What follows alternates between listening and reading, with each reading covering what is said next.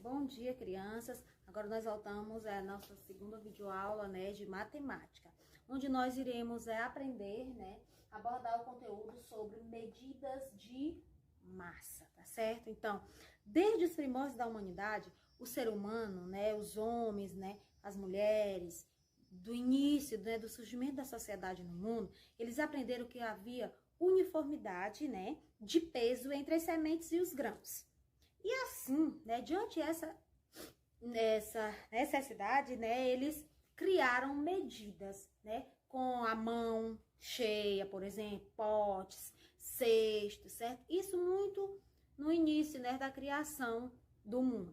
Só que à medida que as sociedades foram crescendo, foram se desenvolvendo, né, a quantidade de pessoas foram cada vez mais se multiplicando, como nós sabemos, em uma sociedade cada vez mais moderna, né, cresceu-se também a necessidade de um sistema comum de pesos e medidas, tá certo? E aí foi quando surgiu o quê? O instrumento utilizado, né, para medir, né, para medição dessas massas é quem? É a balança, tá certo? Então a balança, né, surgiu para fazer essa medição, né, de massas, tá certo? Então nós temos a balança. No início, né, no surgimento da balança, né, no mundo, ela foi surgindo balanças, né, bem simples. Nós temos essa balança aqui, que é uma balança bem antiga, onde a pessoa coloca os pesos aqui e vai colocando, por exemplo, a carne aqui. A gente ainda vê em alguns lugares na zona rural, mas é bem difícil. Essa balança aqui, que é uma balança antiga, que era utilizada para pesar pequenas quantidades. Já essa outra balança aqui, ela era também bastante usada na zona rural, né, para pesar, né, quantidades maiores de massa, certo? Então, existem inúmeros exemplos de balança, certo? Aqui a tia colocou só 5 modelos, mas tem muitos outros. Essa balança aqui, que é uma balança digital, que a gente vê bastante aí quando a gente vai nas frutarias, nos comércios, porque é uma balança que vai sair tanto o peso, né, imprimidozinho, quanto o valor que a gente vai pagar pela aquele determinada fruta, aquele determinado produto, né, alimento. Aí aqui nós temos esse outro exemplo de balança que vai estar pesando aqui você vai colocar o determinado alimento, né, o produto que você quer pesar. Aqui essa balança a gente vê muito ela em farmácias, né, em consultórios médicos, por exemplo, a gente vê esse tipo de balança que vai aparecer aqui só a sua massa corporal, tá certo? Por exemplo, que é utilizada para pesar, né, nós seres humanos. Mas existem vários outros exemplos de balança. A balança que os ouríveros usam, né? A balança que eles usam, né? A balança pequena na mão, que é para pesar as pessoas que trabalham com ouro, por exemplo, né? Quando vão fundir esses minérios para fazer um colar, para fazer uma joia, certo? Existem vários tipos de balança, certo? A balança que é usada também nos laboratórios, né? A balança analógica. Então, são vários os exemplos de balanças que nós temos. Aqui a tia colocou apenas algumas.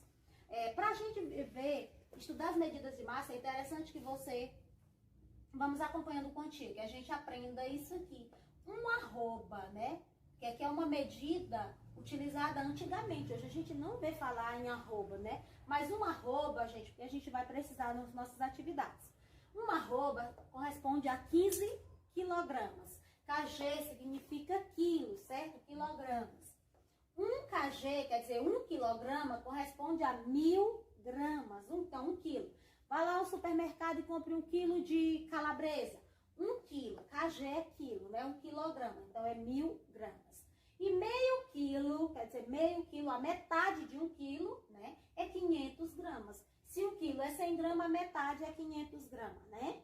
Podemos dizer.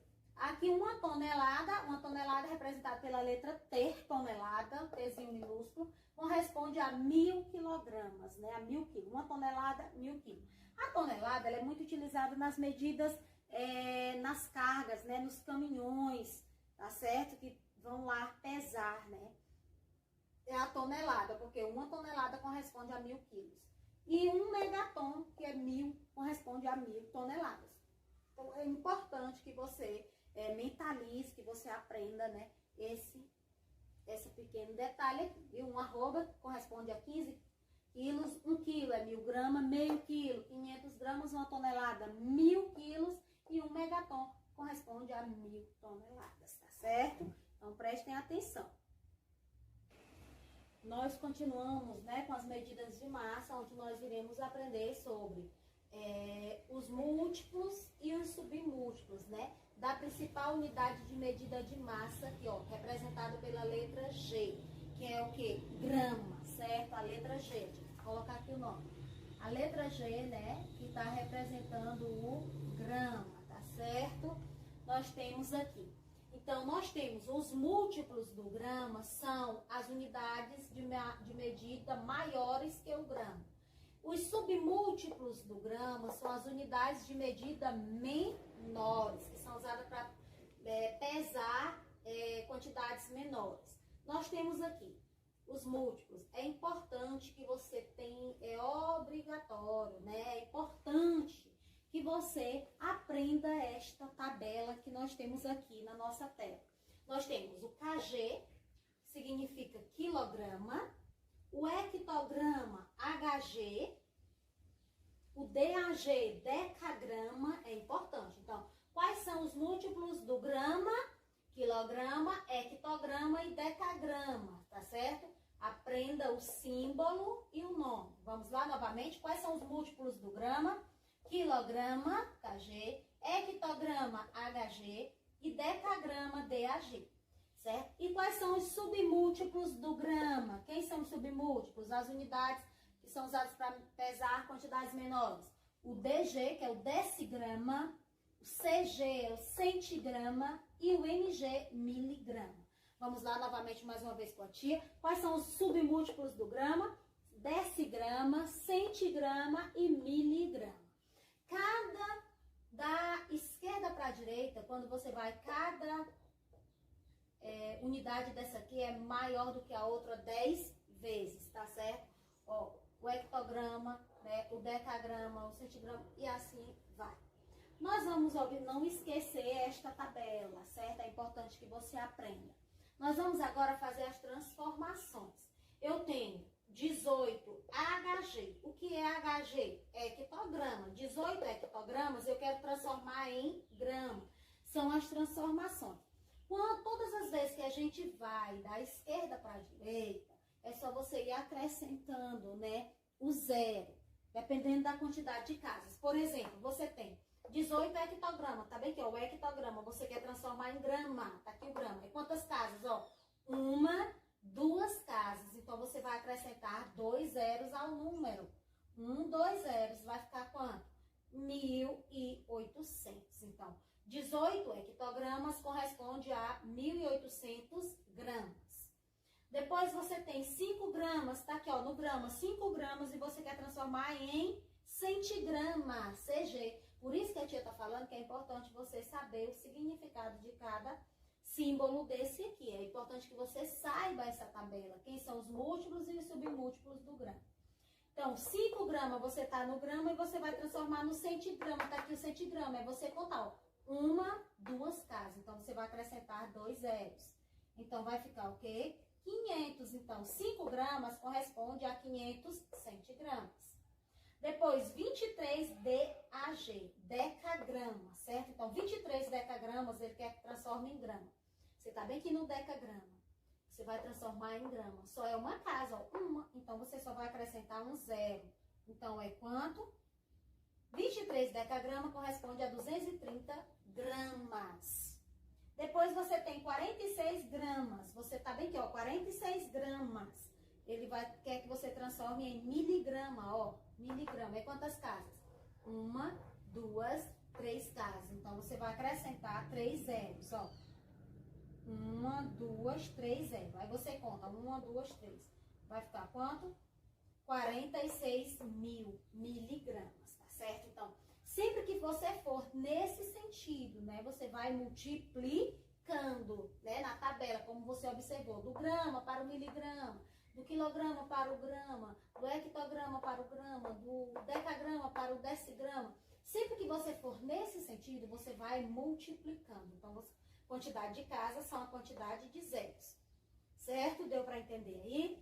Agora, nós temos as transformações quando elas estão no sentido da direita para a esquerda. Quando ela está voltando, você vai voltar dividindo, certo? Você vai voltar dividindo.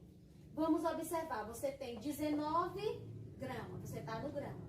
Ele quer que transforme no quilograma, você está observando que você vai voltando. Então, você vai dividindo. Então, vai precisar, né, da vírgula, de deslocamento da vírgula.